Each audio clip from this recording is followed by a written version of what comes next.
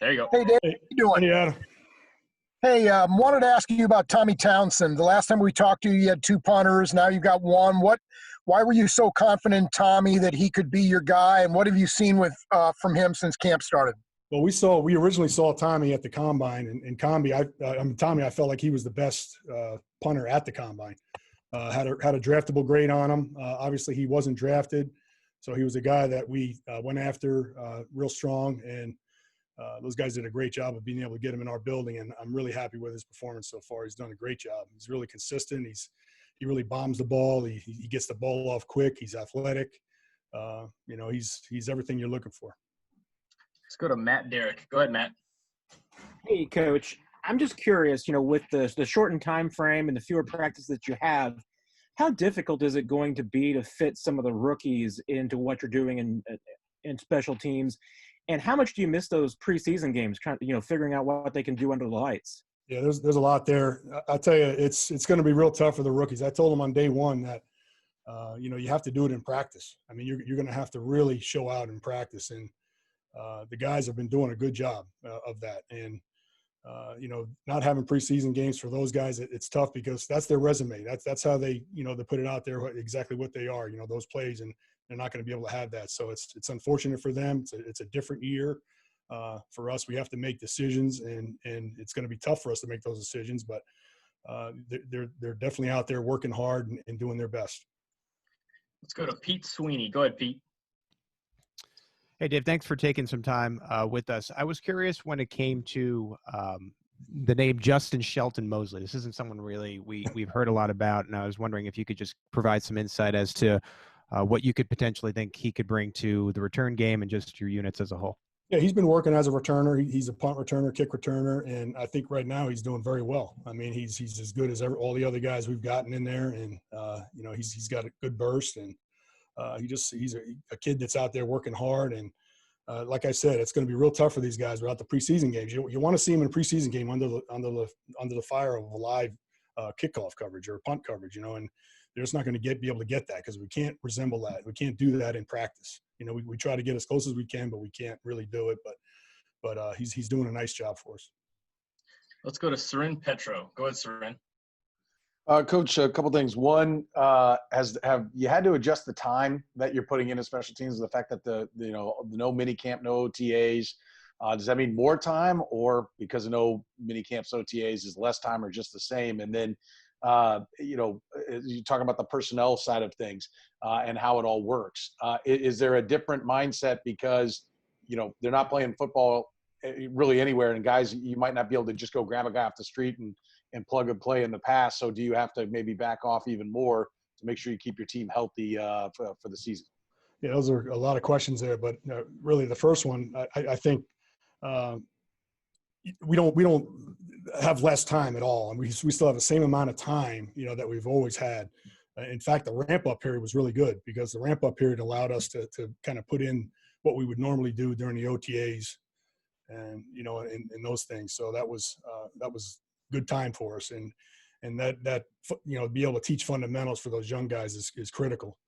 Now we're getting into more of the team and the scheme stuff of it, and now they put all those fundamentals together, and we get to see what kind of football players these guys are. And like I said, it's unfortunate for those guys that there's no preseason games, but we have to do the best we can, in the team periods that we have to evaluate these guys and make decisions. Now, the other guys are going to have leg up. The guys that we've had before, that are game proven, those guys are going to have leg up, and that's just the way it is. Let's go to Nate Taylor. Go ahead, Nate. Hey, Dave. Good to see you. I have three questions for you. Three. I know. One, how does Willie Gay look? You mentioned that he would be in the sort of the core four. There's a couple days where you had Tommy do kickoffs. Just wondering what you think of that, maybe being an option in the regular season. And third, behind McCullough being the primary return guy, who's impressed you so far as being maybe a possibility as a returner? Yeah, first of all, Willie's doing great. I mean, he like I said, he will be a four-phase guy for us starting out. That, as any draft pick would be, they start off as a core special teams player until they're not. If he earns a starting job on defense, we'll have to cut him back on some of the phases that he's playing. But right now he's a 4-phase guy, and I'm very, very impressed with his the way he's come along. He's a smart guy, and he's he plays fast. I mean, that's one thing you don't have to say. You don't have to ever tell him to play faster, because he plays as fast as can be, which is a good quality to have in special teams. The other thing you asked about Tommy kicking off. Tommy kicked off that day because we wanted to rest Bucker's leg. I mean, Okay. Bucker's our main kickoff guy. But Tommy, like I said, he can do a lot of different things. He can kick off, he can kick field goals. But Bucker is the number one, in my mind, is the best kickoff man in the league. I mean, nobody can hang the ball like Bucker can. He can kick any kick that you ask him to do. So we're not gonna put him on the sideline, that's for sure. But Tommy is somebody that can come in and he can do it all. And we're very pleased with Tommy. What was the other question? The last one. And lastly, just with obviously McCullough keeping the return job as we know it, who has impressed you behind him so far in camp? Well, I mean, we still got Demarcus Robinson. I mean, I feel good. He's our number 2 guy. And then we have other guys. Dieter can do it, and Pringle can do it. Really, all the standby guys that we've had before. I mean, those are the guys that I'm looking towards. Again, I mean, if we had preseason games, I'd be getting those other guys ready a lot more. I mean, it's just unfortunate for those guys. And I told them, it's unfortunate you're not going to be able to see those guys in games. So, that's where we stand right now. Is really pretty much the guys that we have in the past. And obviously, I could always throw Tyreek back there. When we need a big one. Looks like we've got 2 more hands up. Let's go Herbie and then finish with Matt Derrick. Go ahead, Herbie. Hey, Coach, I only have one question for you. As far as Tommy Townsend is concerned, and I know you mentioned how he can punt the ball, but I'm curious how the dynamics are going in that 3-man battery between James Winchester and Harrison Butker as far as getting the chemistry down to hold down the snap. Yeah, that's a great question. I probably should have touched on that. I talked about how strong his leg is and how athletic he is, but I'm going to tell you what, he's doing a great job with his hands. He's got very soft hands, and he's a natural catcher. It's been so smooth, and I mean, it's a credit to those guys because they worked hard. They were during the off season, they worked together and they did stuff on their own. And, they came in here at a high level. They didn't come in here, just starting out. So it's a credit to Tommy. It's a credit to Bucker, how much work they did during the off season, to get to this point. Let's go to Matt Derrick to close it out. Go ahead, Matt. Coach, on the other extreme from the rookies, you've got a lot of veterans on your special teams coming back. Yeah. How much comfort does that give you? And even getting a guy back like this week, like Marcus Kemp, that played really well for you in 18. Yeah, it does. It gives me a lot of comfort. I'd say right now I think we have 7 4-phase starters, and every one of them played, in the Super Bowl or towards the end of the season. So I'm in pretty good shape there. We got to stay healthy. They all have to make the team. I mean, there's every year they have to make the team. So, I feel pretty good at where we're at, though, with our depth on special teams. Yeah. Nate? Good. I'm doing well. For my 2 questions, the first one is because you guys are practicing at such a fast tempo, because there are so many passing reps on offense, what can that do for a defensive line to get ready for the regular season without obviously having the preseason games as sort of a baseline? And then secondly, you've got a couple days now to see Taco within the mix of the defensive line. Just what have you noticed so far, and what are you maybe looking towards next as you get ready for his sort of debut with the Chiefs? So to your first question, I love the way that we practice in terms of getting long drives and consecutive reps. And as you mentioned, there's a lot of throws in there as well. The conditioning element, the pursuit element, the progression in terms of getting ready to play a game is excellent in my opinion. And it forces guys to develop that, listen, you can go and run gassers and sprints and all those type of things all you want. It's great conditioning, but there's nothing like playing football. And the starting and the stopping and the leaning on each other and the driving and the change of direction, it's excellent. It's invaluable. You can't get better at it unless you do it. So I love the way we practice from that standpoint. Relative to Taco, been really pleased with him so far. It's been fun to get hands-on with him. Obviously the off-season program when we got him, very unique situation. you can only know someone so much through a computer screen, if you will.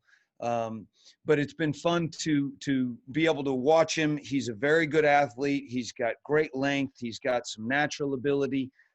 He's picking things up. He's making some mistakes, but he's working through it. I've liked his energy, his attitude, and his effort, and he's coming along.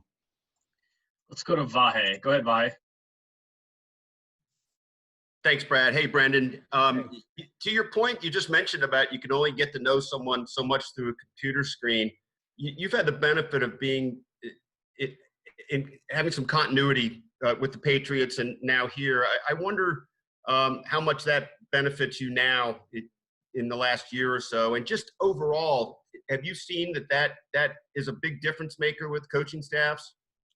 Well, I think there's a common ground. I think, in terms of language, in terms of the amount of time you have to spend meeting to get on the same page with things probably is minimized. The reality of it is, though, you have to go through this process each and every year. Even when you've been together for a while, none of us have coached football since February.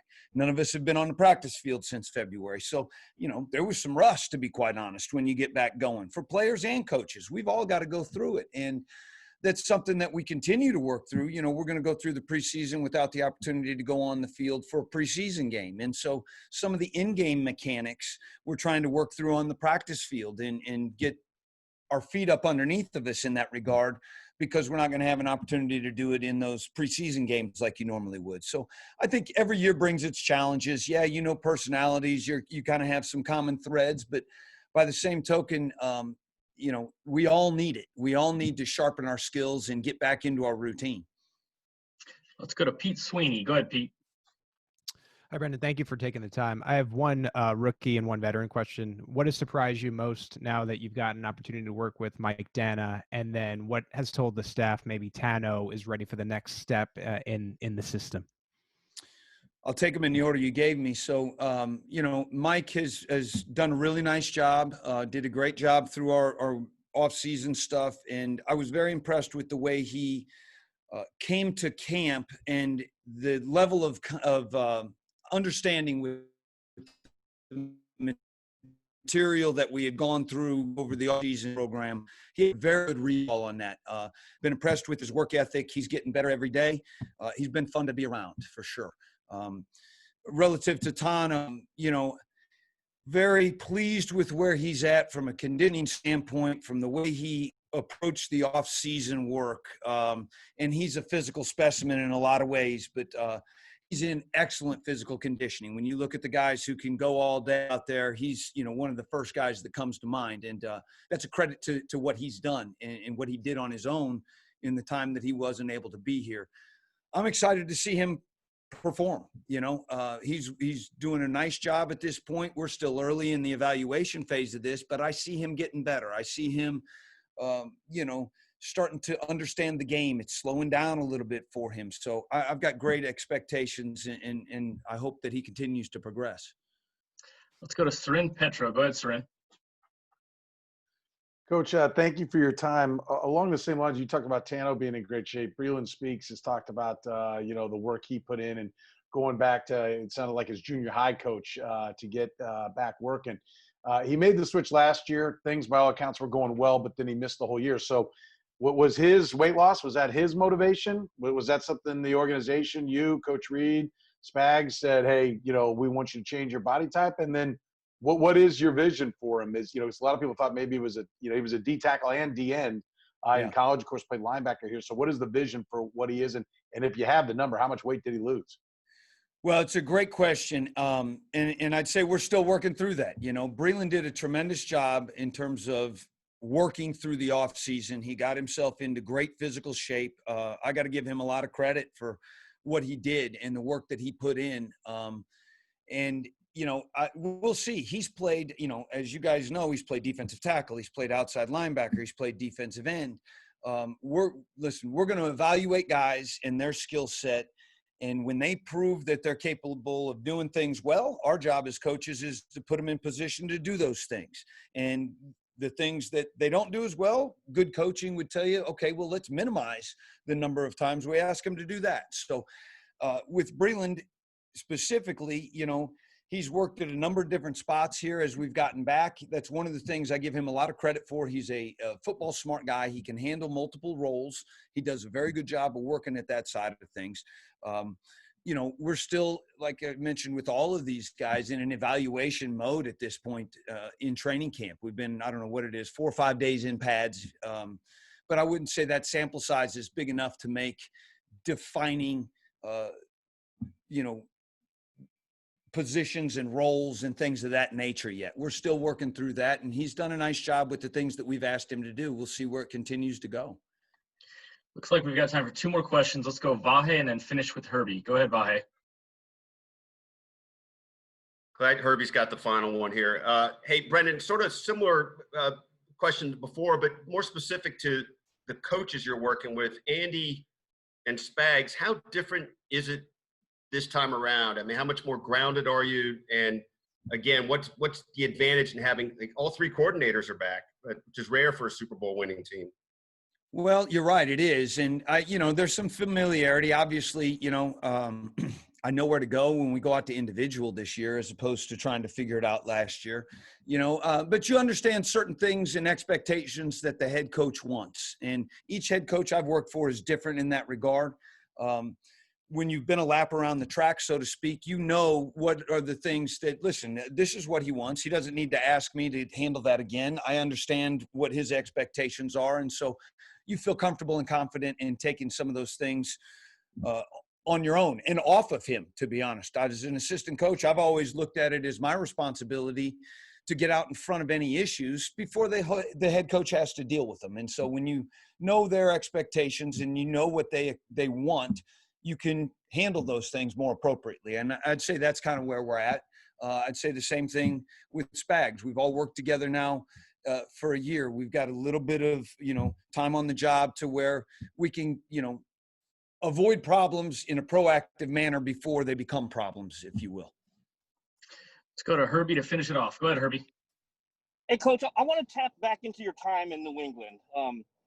With the Patriots, you were in the same building, and you got to be around a guy in Tom Brady who is widely regarded as the face of the NFL. With that torch now being passed over to Patrick Mahomes, I'm curious, what similarities did you see in how Brady handled the spotlight and that responsibility of being the face of the NFL to how Patrick is handling it now? Well, I'll say this. I've been honored and privileged, to be honest with you, to work with both individuals.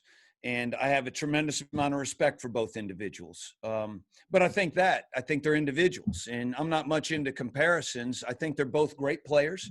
I think they have a lot of similar characteristics. The one thing that would stand out to me is their competitive fire and the way they approach the game and the way that they bring energy each and every day to their teammates. But I got a tremendous amount of respect, and I'm happy and fortunate to have an opportunity to share the same field and be on the same team with them. Good. How are you? Good. I wanted to ask you about Andrew Wiley. You got to replace both starting guards from last year's Super Bowl team, but how much more comfort do you have in a guy that's been in your system for a couple years now? I've been a big fan of Andrews since he got here. The guy shows versatility, toughness, and he's gotten better every year that he's been here. So we've got him working in there at guard. He's off to a good start along with some other guys, but he's now a couple years into our system. He's played a lot of ball for us. So I feel like he's picking up the finer points, but he's off and running and off to a great start. Let's go to Pete Sweeney. Go ahead, Pete. Hey, Andy, thanks for taking some time. I was curious with some of the offseason acquisitions like Remmers and Osimile. It seems like you guys almost made a theme to go after these a little bit more denser, powerful offensive linemen. And I wonder if that point of emphasis was intentional or was it just a matter of these guys just being the most talented offensive linemen out there? Yeah, well, Brett Veach and his staff, of course, always do a great job of bringing us quality football players, guys that are going to be competitive. And the thing I love about these two guys is, they're experienced. They've played a lot of good football, and both of them love football. I think if you said, well, what's the theme here? It's that we're collecting guys that love to play football. Let's go to Sarin Petro. Go ahead, Sarin. Coach, can you give us a update on Eric Fisher, where he is, and then what we're looking at as far as depth, your flexibility maybe with those tackles, and who all would be in that list of guys back behind him if we get to the season and you have problems? Right. Yeah. Rick's working with Fish. We'll get him back whenever he's ready, and whenever that is, he's working there at the left tackle spot. We've got some young guys working at the tackle spot. And Greg Sinat and Jackson Barton, but we also have other guys that have positional flexibility. That's something I really like to train into, guys, whether they're playing guard or tackle. We're just looking for the best 5, best 7, the guys who are going to make this roster. Let's go to Nate Taylor. Go ahead, Nate. Hey, Andy. Good to see you. I have 2 questions for you. So much of offensive lineman is about chemistry and understanding timing and just having reps with one another. When you look at Osimile and Mitchell Schwartz being able to be together, just what have you noticed about those 2 so far? And the understanding of, it's unfortunate what happened with Eric, but to see Mike Rimmers at the left tackle position to kind of give you an idea of where he needs to work on, just what have you seen from that progress so far? I think you're right. Definitely you need to build chemistry and trust between O-linemen. I view it maybe a little differently than some, because I feel like, hey, we're all in this rowboat together. We're all, pulling in one direction. We got to get to know every guy in that room, whether I'm playing left guard, right tackle, doesn't really matter to me. I'm going to be combination blocking with somebody. I need to get to know all these guys. And so I really believe in building versatility and not making a big deal out of that. We have a good group of guys that love to play ball together. Don't flinch when you say, hey, go work over here, go work over there, next man up. That's what I love about this group. Let's go to Harold Kuntz. Go ahead, Harold. Hey, Andy, 2 quick questions. I'm just curious. I know you mentioned Osimile earlier, but just go more into how impressed you have been and how he's been able to mesh in with the offensive line throughout his time here. And then also just curious how your son's doing down in Houston and what the conversation's been like with him. Yeah. Thanks for asking about Charlie. First on Kalechi, I've been very impressed. I mean, here's a guy, I've been a big fan of his, just watching him play, very physical football player. As I mentioned earlier, he's a guy who loves the game. I mean, it's obvious to everyone who watches him. That's infectious, and that's great for our group. He's fitting in terrifically. And then he's off to a good start there in Houston. So, I asked him, maybe give me one play you wanted to have over again. So I just do a little bit of coaching there, but he's got great coaches down there. Looking forward to competing against him. My wife's going to be a little bit nervous, but I'm looking forward to it. Well, it looks like we got one more question, Coach. Let's go to Herbie to close us out. Go ahead, Herbie. Hey, Coach, always a pleasure to see you. You mentioned Osimile and Andrew Wiley, and today y'all had practice where you were able to tackle to the ground. Well, not necessarily the offense, but the defense was able to finally tackle to the ground. I'm curious, from where your vantage point, how they did with the physicality of knowing that the defense is coming at them full bore. Yeah, well, every time we turn on that tape, in fact, we're in the process of evaluating that right now. Those are things we're looking at. And, first impressions, just like always early on in training camp, hey, we've got to get pad level down. We got to get ready. We're going to be, playing for real here in a minute. So that's always a work in progress. We're going to look at that thing and definitely evaluate it. And guys are going to see, oh, geez, man, I thought that felt better than it looked. And usually it's a pad level thing early on in camp. 2 questions for you, one full on and one off.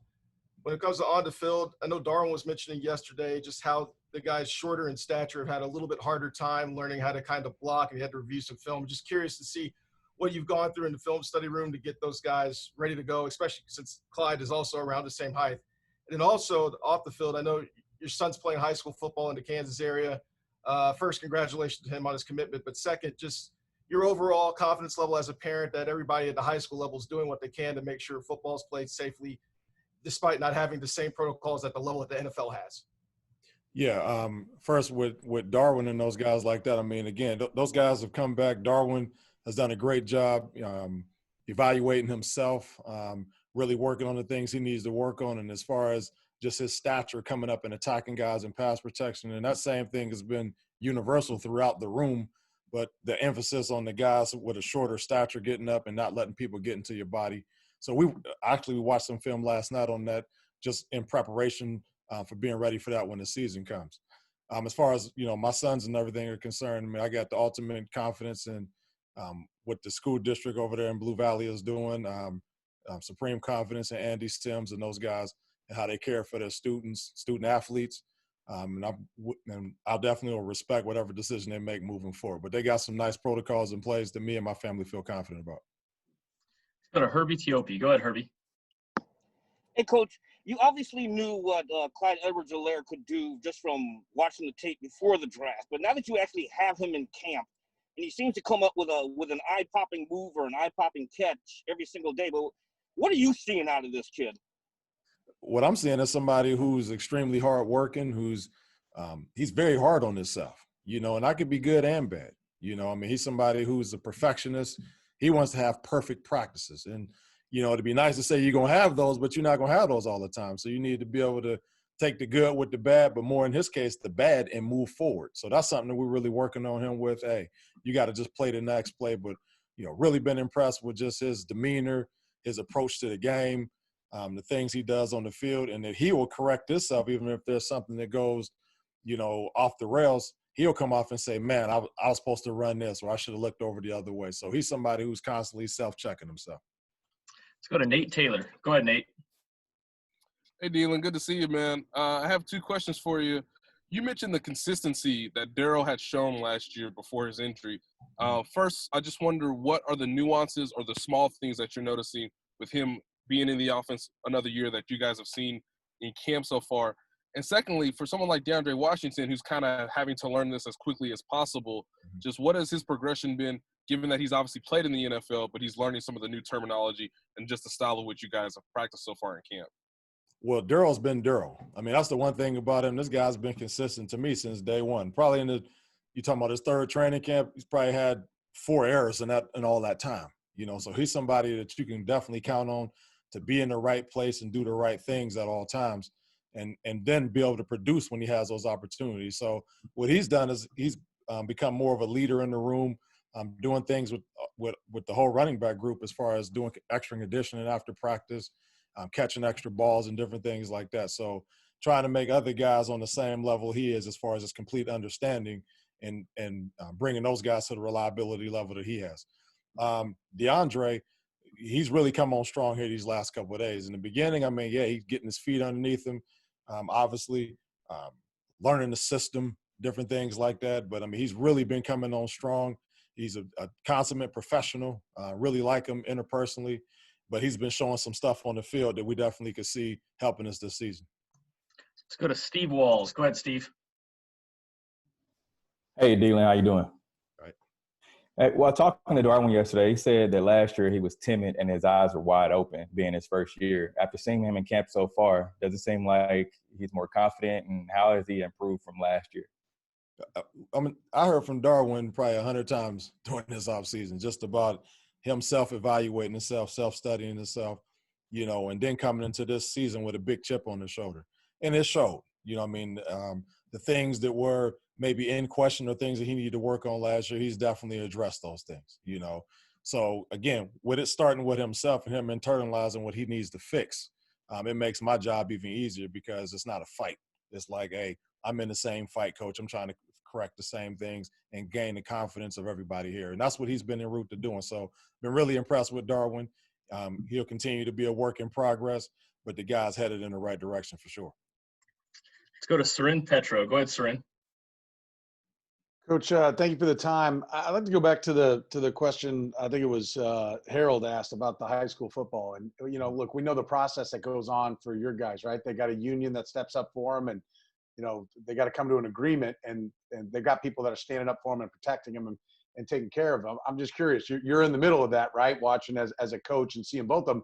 But as a parent, you're on one side of it. How did compare and contrast, like how much information you saw being exchanged in the NFL and how much information you got from the high school level? Because I'm sure it's similar at the college level as well. Were you at the school? Did they demonstrate? Did they have videos? Like what was some of the protocol that was done in compare and contrast high school to the NFL? Well, I mean, the biggest thing is, especially with me being back at work, a lot of those things, and my wife is the one who's now I'm not going up and seeing anything too much at this moment, but I'm briefed by her. And then obviously when I get home in the evenings, I talk to my sons about what are some of the things that's going on. And I know I listened in on the a live stream that they had on the board meeting the other night, and I felt, comfortable with what was going on there. So again, I put it in the hands of those guys, professional people, strong community, definitely care for the students and the student athletes there. So I'm comfortable at this moment with the information that I have. We've got time for a couple more guys. Let's go Pete and then finish with Darren. Go ahead, Pete. Hey, Deland, I was curious, now that you've gotten an ability to get your hands on Clyde and had conversations with Eric Bieniemy and Coach Reed, in your own estimation, what do you think Clyde could mean for what the offense will be able to do as a whole? I mean, he's going to come in there. He's going to do some great things for us. It's going to fit similar to the role what he did for the national champions last year. A guy that can run the ball at a high level, run with velocity, run with great feet, pad level, and power. An elusive guy in the open field. We'll have situations where he'll be able to use those skills in the open field, whether it be through screens or downfield routes, and he's shown that he can do those things. The big thing is mentally picking everything up. And he's definitely en route to doing that. Feel very confident putting him out there with the first group at this moment. I mean, the guy's been he's been performing at a higher level mentally than what you would expect a rookie to do. So again, we're going to continue working on things. We got stuff to work on like everybody do. But I feel confident by the time the season comes, this guy going to be ready to roll. Go to Darren for our last one. Go ahead, Darren. Thank you very much, Coach. Kind of following up on what Steve had asked you about Darwin. Obviously, when you're drafted and you play, you win the Super Bowl, and then the team goes out and they draft a running back with their first pick in the first round. What conversations did you have with him about, making sure that he was there mentally, confidence-wise, that, hey, you're still a part of this mix, still part of this group, making sure that, because we drafted somebody else doesn't mean that we're not impressed with what you've done throughout the year. And then also, I'm kind of big on it, but how often do you and Eric Bieniemy kind of, have conversations with the running backs post-practice throughout the year, to help them get better? Do they come out and seek advice from both of you all, since you all played it at the highest level? Well, as far as Darwin understand, this is part of the business, and you continue to do things to raise the level of your team and create competition. So Darwin, just with his upbringing and his origins and just his mindset and personality, he embraced, being in the room and competing with the guys that's in there, regardless, first round, whatever. He knows always going to be competition there. So, and the things already mentioned earlier, he's ready to take on that competition. As far as the conversations with me and Coach Bieniemy, it's evident with me. I'm the running back coach, so they're talking to me on the regular, for sure. Coach EB definitely, I know on the field, he'll provide a nugget or two as the guys are coming off the field and give them some words of wisdom also. But obviously, intimately with me as we go through film and look at things, and I'm giving these guys tips and reminders and other coaching points on how to raise their game to the next level. But between me and Coach EB, we're going to have these guys, they're going to be ready to. Hey, Tom, good to see you. I have two questions for you. This appears, based on how the reps have gone, to be really beneficial for a guy like Nick to get the amount of experience he's gotten so far. Just what have you seen from camp that he's done well, and what are you hoping to see from an improvement standpoint between now and you guys having the first night opener here in 3 weeks? Well, I like the fact that you're highlighting that he's getting a lot of reps, and he's done a great job with that. He was with us a year ago, so for him, it's basically just putting data in his hard drive and getting more reps at it, and he's doing a great job with it. He's much better in the passing game down the field. He's pretty good on the end of the line of scrimmage. So we're really happy with the amount of experience he's getting now, especially with the ones to run against the number one defense too. Let's go to Pete Sweeney. Go ahead, Pete. Hey, Tom, thanks for taking some time. I was curious on the other side of it, what you feel maybe that you lost with Blake that you sort of have to replace with that now. And then with Travis, I was curious at this stage in his career with all that he's done, how do you find ways to challenge him at a camp like this? Well, the first question there, Blake came in last year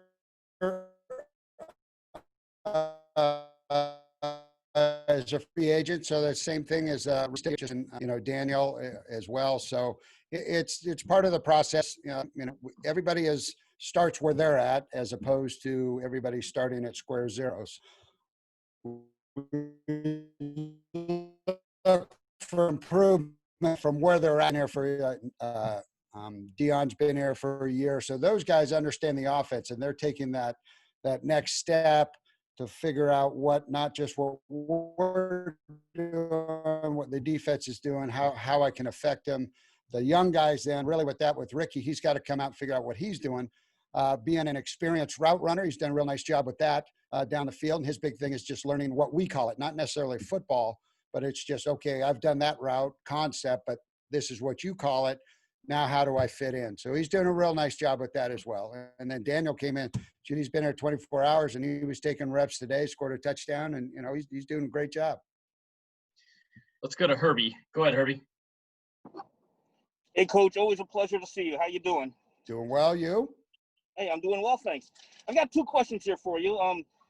Specific to Nick Keizer, how much was it the plan for him to start off with getting the first team reps alongside Kelsey, especially considering how much 12 personnel you run? And then lastly, with Ricky Seals-Jones hurt and Deion Yelder hurt, how concerned are you with the depth behind the top three that you have right now?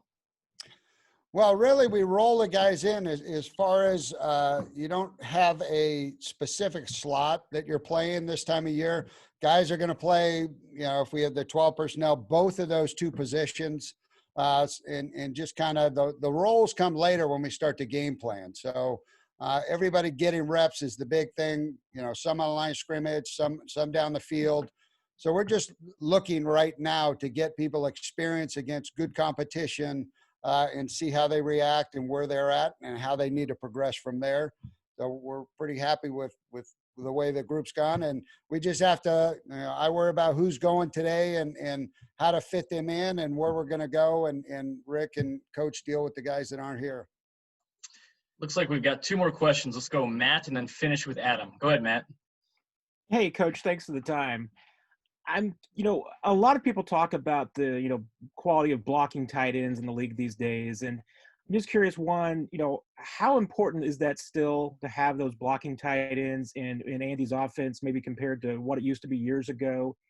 And then, how do you kind of break down the blocking abilities of some of the guys you have? Well, the game's different than it was years ago. Before the Super Bowl, I was talking with John Runyon, and he was saying, well, the offensive line play is different just because of the way the practices go, the amount of time you have with them, how long you have a guy in a system and all that. So I don't think it's necessarily the way they used to be. This is where the game is now. So the guys on the end of the line of scrimmage have to be able to do both run and pass in today's game. Some offenses, though, use guys that could be more of a primary blocker type. So just it depends on what your offense is and how they fit in your system. So what we have here, the guys are doing a great job as far as they have to be able to do both. They can't just be a primary blocker, and we cannot survive with a guy that's just a primary route runner. They have to be able to handle both roles.